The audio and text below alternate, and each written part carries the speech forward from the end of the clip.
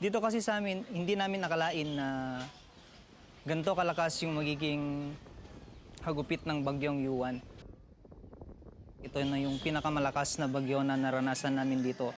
Ganito ang makikita sa bayan ng Tuao sa Cagayan matapos ang matinding pagbaha dahil sa bagyong Uwan na nagpaapaw sa Chico River dulot ng dala nitong ulan.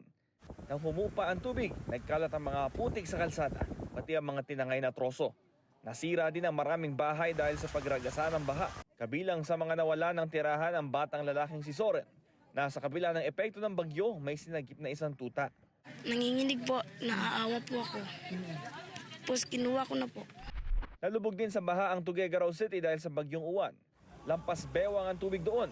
May ilang residenteng nasa bubong na ng kanilang bahay. Kaya ang rescuers gumamit ng bangka para tulungan ang mga residente na lumikas. Ang Cagayan River umabot na sa critical level nang umangat ang tubig sa halos 12 meters. Hindi naman madaanan ang Tabuk and Rail Road na nagdurugtong sa lalawigan ng Cagayan at Mountain Province dahil sa pagguho ng lupa at pagbagsak ng mga bato. Nagsagawa na ng clearing operations doon ang Department of Public Works and Highways.